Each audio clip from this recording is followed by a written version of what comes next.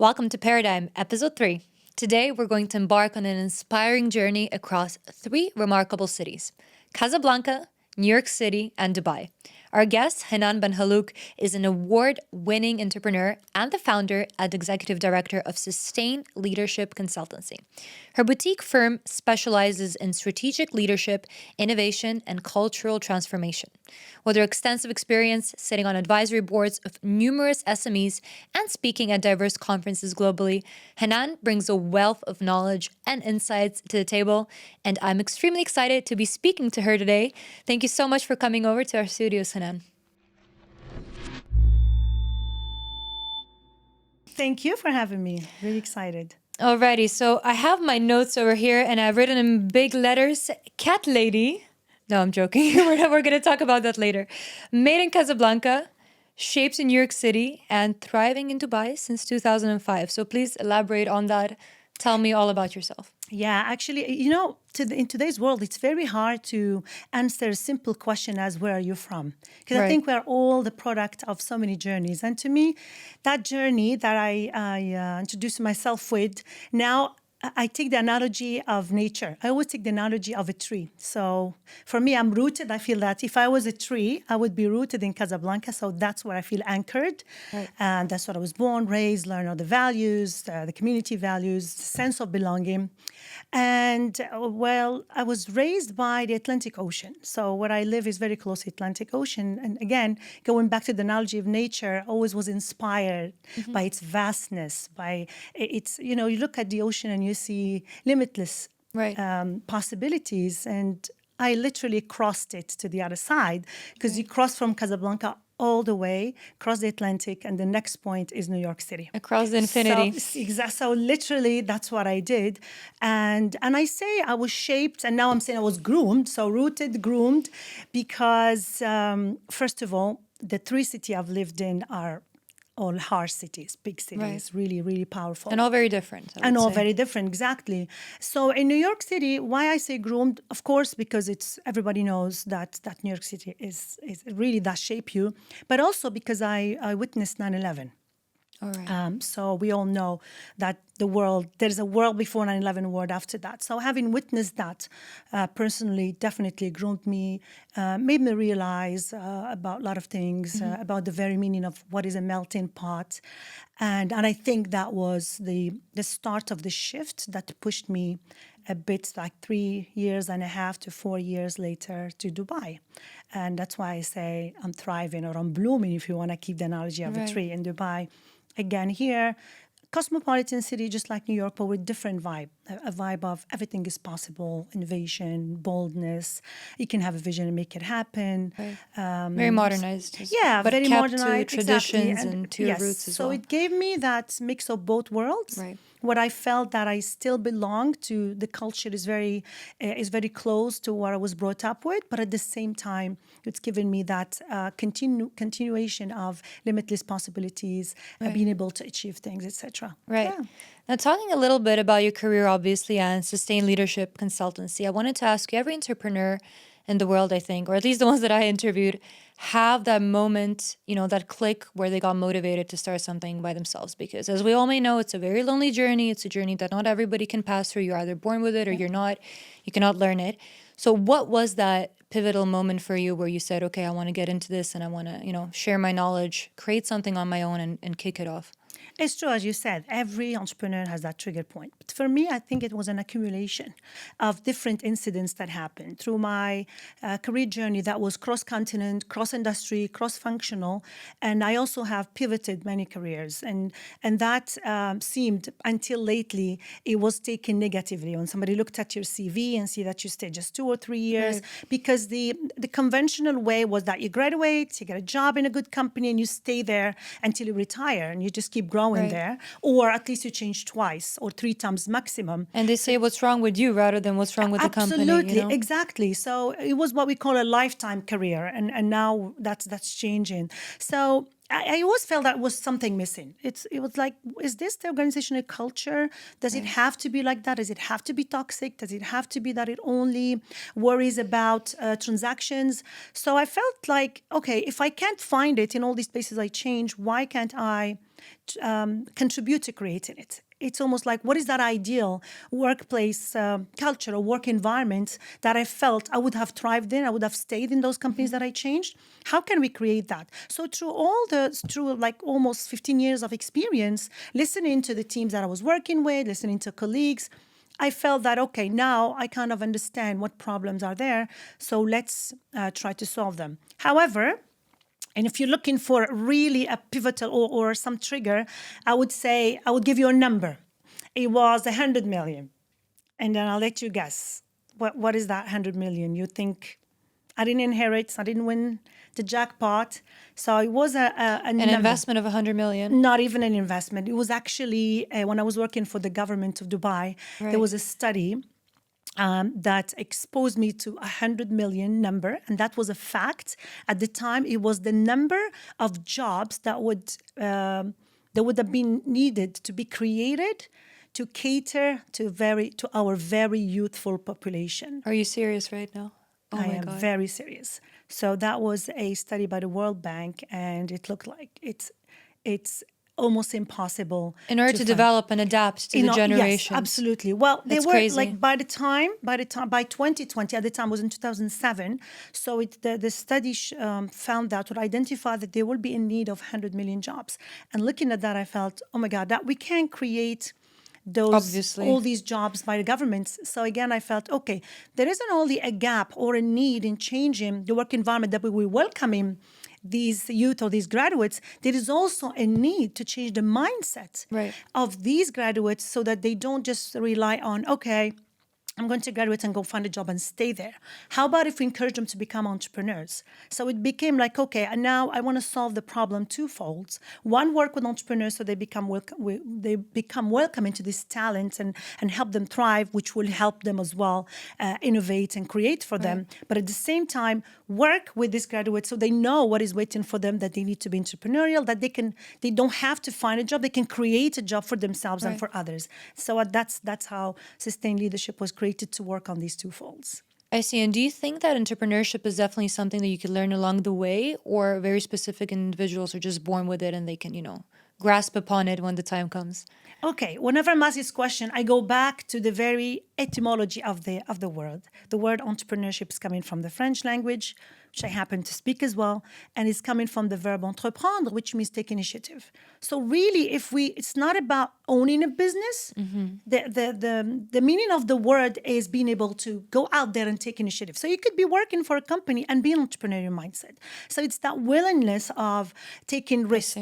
Yes, you could be born. Some people are born as risk takers. Some are not. But of course, sometimes you learn lessons through life. Right. So probably, we had crises, we had pandemics, we had wars. A lot of people were pushed through entrepreneurship because they had to win their bread, and then they found along the way that it was an enjoyable journey. So everybody has their own story. But I wouldn't say, yes, we can teach some skills. So it's not a 100% either nature or nurture. There are some parts that come innate in you, and there are others that can be honed, some skills that can be nurtured. Yes, Never say never. Yeah, exactly, because you never know. Right. Now, since you did live in 3 different countries that are all extremely different, Casablanca from New York and now in Dubai, would you say that the leadership styles are different? How would you say that, we have to adapt when we change countries? Do we have to keep a certain leadership style that is great for us and we feel comfortable in as leaders, or should we adapt to the country that we're in? Yeah, interesting question. Well, leadership is about leading others. It's about inspiring them. It's about convincing them, influencing them so that they can buy into your vision and execute it at the end of the day. And every culture, again, it's not about the country, it's about the culture. When I mean the culture, it's not just the country's culture, is also the work or the business or the corporate world culture. In Casablanca, I learned the values of community. And I think that's what helped me being inclusive, caring, being empathic with the team members. Yeah, because, exactly. You're authentic, you're there, you care for people, because that's the sense. These are the values. At the end of the day, what is culture? It's just a set of values that you live by. So I would say in Casablanca, if I had learned anything, although I never worked in that, I just studied in Casablanca and then I went to New York. But I think I carried with me those those values of do good, care for others, don't be selfish, Right. don't create value just for yourself. So that definitely it did influence my leadership skill when I deal with with teams. In New York, it's the competitiveness. It's all about do or Of die. course. Yes, exactly. And that's again, it's another skill that is needed to be competitive, to be bold, to go out there, to be like a warrior. To rely on yourself, and to have to deal with a harsh environment, harsh business environment. So that was, I would say, mainly the boldness and the competitiveness. That's what, as leadership traits, Right. that probably picked up from New York. And in Dubai, it's really the nothing is impossible kind of value. Right. If you can dream it, you can make it happen. It's the inclusivity, it's the Exactly. diversity, and it's the creativity, it's innovation. Right. Because and the agility, to be honest. In Dubai, it's the agility because everything happens so fast. Things keep changing Overnight. and there isn't that a long bureaucracy of no wait. You cannot. We've been doing it the same way for so many years. We're not going to change Right.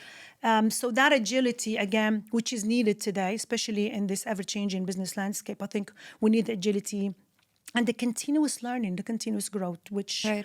which definitely Dubai teaches you. Yes. Care, competition, and then agility would be Exactly. Yes. your perfect package. Absolutely. Yes. It Right. is needed. And I mean, you do talk a lot about humanizing businesses. Could you please elaborate more on that? What does it mean to you? Why do you think humanizing businesses is important, especially in the corporate world here? Sure. Before that, I just want to say that I've been talking so much about humanizing business. How it came to me is every time when I tried to explain what I was trying to do, and trust me, it took time for so many can people imagine. to understand, because it was almost like I was selling a vision, and everybody thought I was like a tree hugger, and this is so soft. This is business. What do you mean we have to care? What do you mean we have to be human?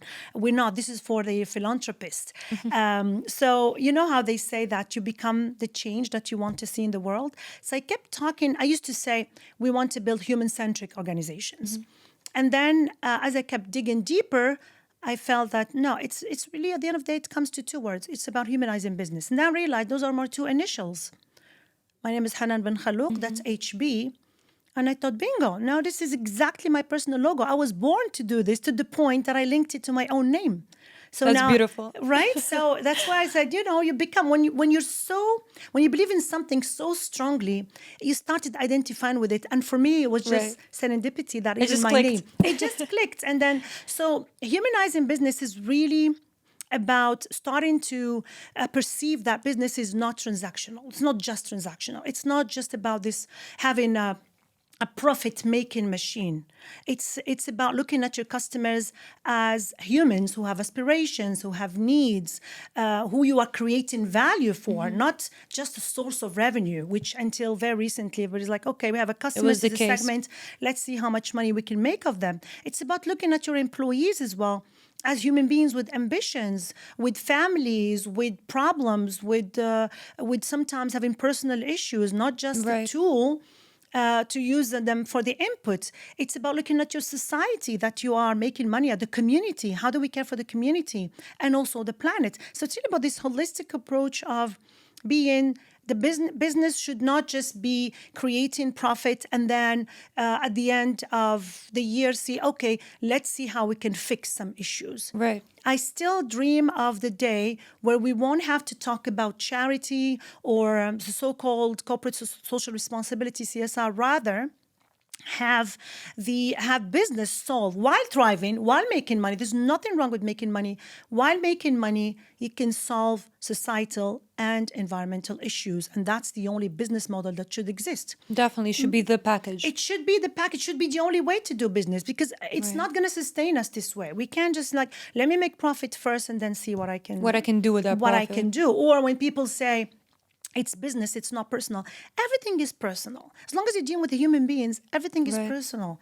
I don't like it when people say that. So that's what I mean by humanizing. It's not about being a charity, or it's not about being philanthropy. It's not, yes. And actually, when you do that, and that's what I tell my clients, when you take a human-centric approach towards your employees, for example, what's going to happen to the loyalty? What's going to happen to the retention? What's going to happen to them feeling safe enough and feeling that they belong, that they will give you all their ideas. They will innovate. They are the ones out there in the front line, knowing the customers, knowing the markets. They're the ones who can bring you new ideas and keep growing your business. So it's not, everything goes back to the bottom line at the end of the day. And customers, when you treat your customers with transparency, when you give them choices, when you give them convenience, when you are always listening to them to understand how their behaviors are shifting, what will that do to loyalty of the brand? So at the end of the day, when we humanize business, it's not because we want to be soft or we want to do good. It's good for business. Right.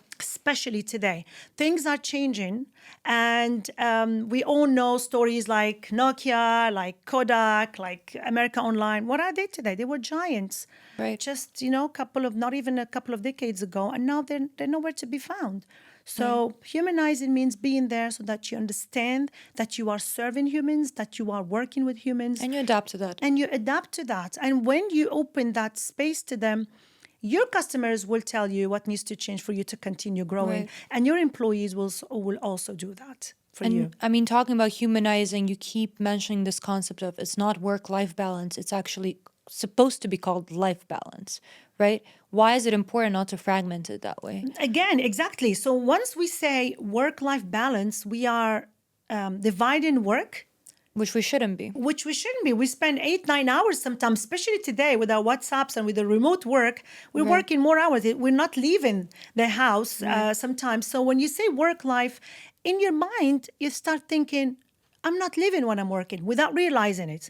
And imagine what does that do to your mind if you're thinking that way. So for me, it's really work is part of life. It's really about trying to achieve balance among all dimensions that matter to you. My dimension of a balanced life could look differently than yours, depending on what matters to you at this stage. It might change in 5 years if you become a mom, for example. So it's really about looking at what are the most important dimensions of my life right now. Could look at it yearly, could even look at it monthly.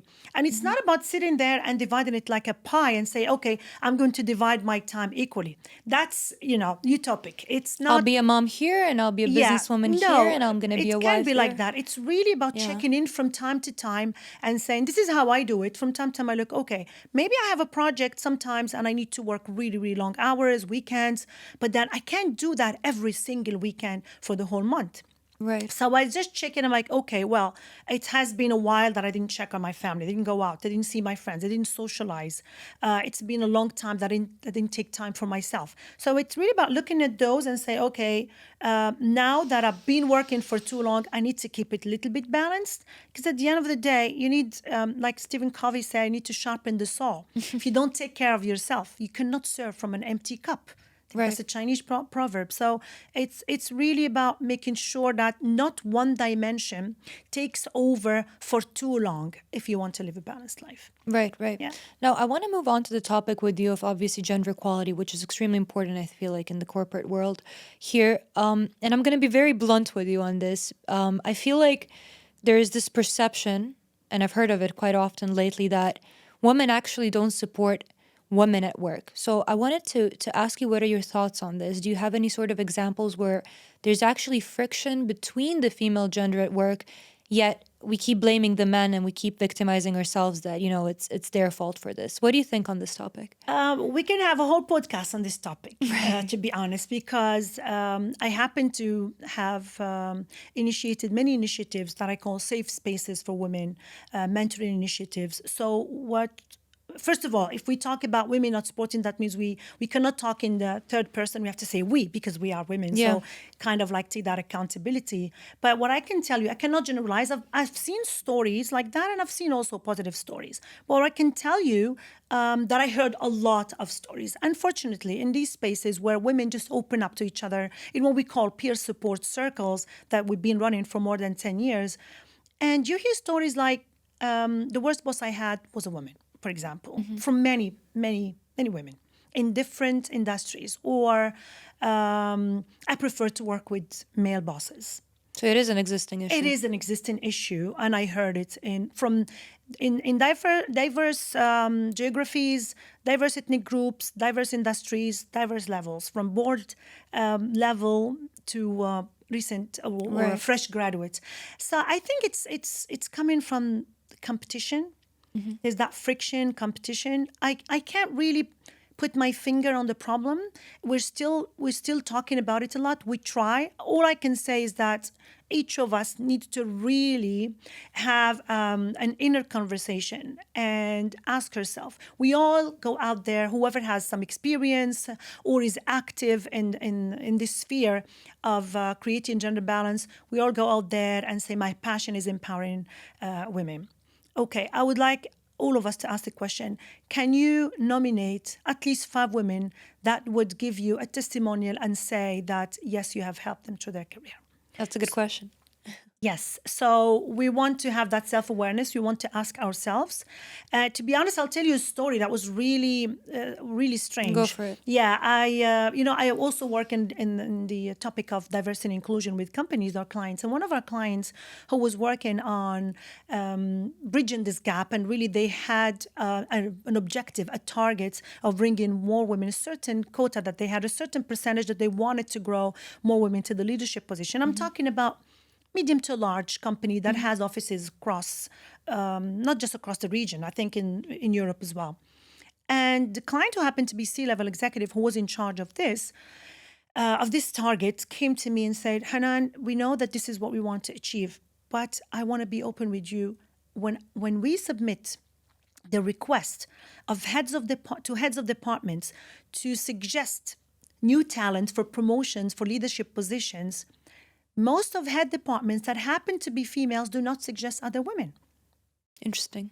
That was interesting. Yeah, that was really, really interesting. He said, what am I supposed to do? I can't interfere. It's their departments and they're not suggest. Now, I don't know if the reality was that really there were no Right. talents available that happened to be female, because Right. we don't want to be biased. Of course. Again. But the thing is, I heard this from so many executives that were struggling with their own C-level female leaders that were not sponsoring or pushing more female leaders Right. to the top. I feel like we have examples both from male bosses and from female bosses. Absolutely. It's just important that everybody's aware of everything. Yes. It's important that we speak about it. It's important we speak about it, and it's important that we as women leaders who have we've been privileged enough to reach a high level of seniority, to really take time to support other women and mean it. And that could be just like when somebody sends you a request on LinkedIn or a message on LinkedIn. I know we are all busy, but take the time to look, because I've been there. When I was just starting, I would go to conferences and I listened to these women talking about how they are supporting other women. We would be in a conference that's about women empowerment, and they're talking, and then I go and approach them for something that's very relevant, that they could do something about it, and they ignore my messages. And I've faced some of them in other events, and they were very apologetic. And I said, these things really set back somebody who's just starting. Of course. So I would just call every woman entrepreneur or senior woman leader who's listening to me, please take a look at the women who approach you who are just starting, because we already have our own sets of insecurities and issues as women. And when you don't find that holding hand, it could be very demotivating. Definitely. Even if you can't do anything, just answer. If you see somebody posting something about their achievements, clap for them. Put a like. It's not going to cost you anything. Comment and say, well done, well deserved. It's not going to cost us It will mean anything. a lot to them. It will mean so much to them. So Right. I try to do my part. There's always room for growth, but this is note to self as well, and I strive to keep on doing that. Definitely. Do you see any other pressing challenges now that we have to wrap up our interview, apart from, like, let's say, gender equality that we have in the corporate world today? Well, today in the corporate world, we are in a very, very uncertain, very volatile, very ambiguous business landscape. The technology, the AIs, the blockchains, Will I lose my job? Will AI take over? Exactly. It's not just about losing job. Even for a business, am I going to be relevant? And this is the question as a value proposition, a sustained leadership that we ask our clients. It's really about helping them answer this question. How can I remain relevant in an ever-changing world? Right. How do I sustain my growth? Because others, and that's why the name of sustained leadership is not sustainable. A lot of people make the mistake. It's the verb. because this is what we strive to help our clients achieve. It's not just about growing. Everybody was focused on growth, but the challenge today is sustaining your growth. Right. To answer your question, how do I sustain? I could come up with the most sophisticated technology today or the most innovative service or product, but do I guarantee that after a year or two, somebody will come and bring something even more disruptive and take over my market share? So that this is the challenge for leaders, because it's so ambiguous. Look at everything that's happening around us: technology, climate issues, geopolitical instability. There's a lot. There's a lot around us. So with all of this, definitely the business landscape is becoming even more ambiguous, and I think that's the Right. leadership challenge. How do we deal with this uncertainty? A lot of people cannot deal with uncertainty. They just want to have a spreadsheet and put 1 + 1 = 2. While today you need different way of leading. You course. need to be able to say that I don't have all the answers. Right. Yeah. And the sky's the limit. You have to learn every day. Absolutely. Now, Hanane, we have one last minute. I'm going to ask you some audience questions now that Yes, sure. we've prepared for you. So we have the first question from Katie. All right.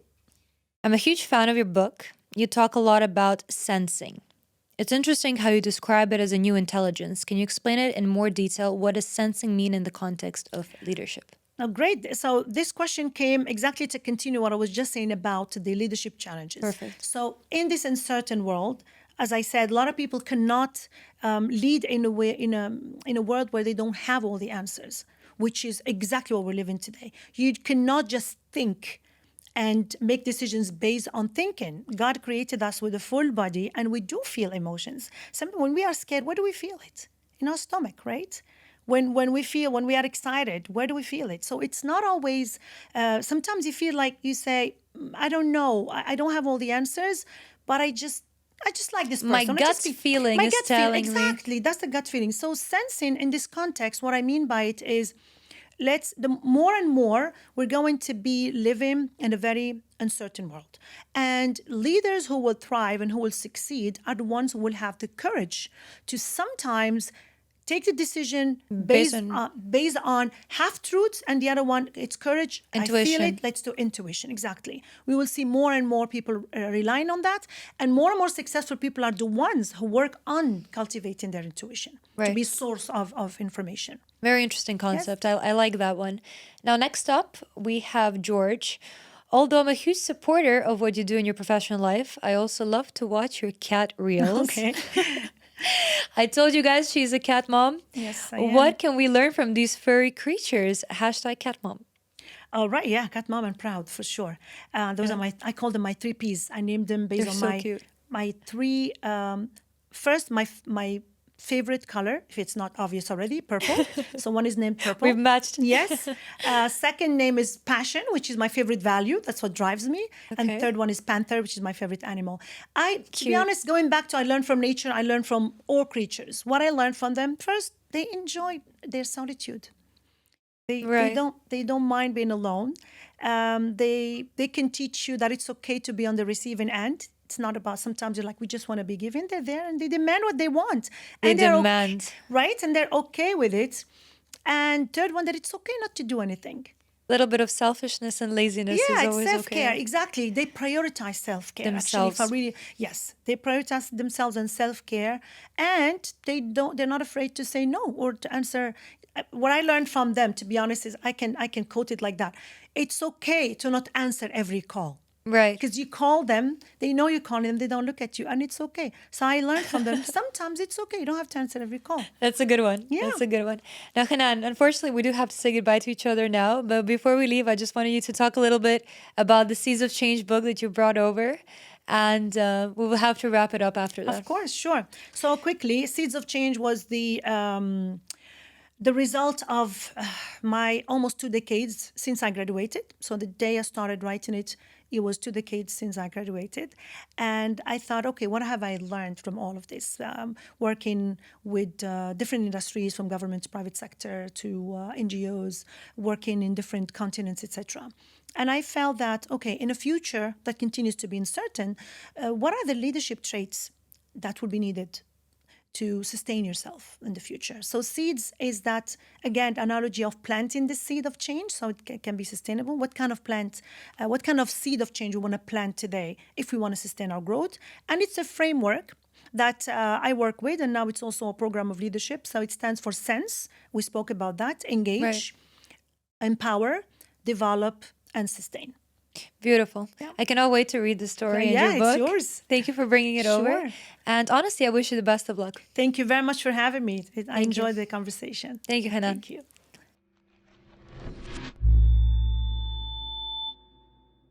Alrighty, thank you for joining us on this enlightening episode of Paradigm. Hanane's journey has provided us with absolutely invaluable insights into the importance of strategic leadership and cultural transformation. Her dedication to absolutely humanizing business and achieving holistic life balance offers very much a fresh perspective, I think, on the challenges and on the opportunities in today's corporate world. We hope her experiences and advice inspire you to foster innovation, support one another, and lead with purpose. Like, share, and comment your thoughts on this episode, and stay tuned to Entrepreneur TV Middle East for more inspiring stories. Until then, keep innovating, keep evolving, and keep reshaping the future. With you was Mina Vucic.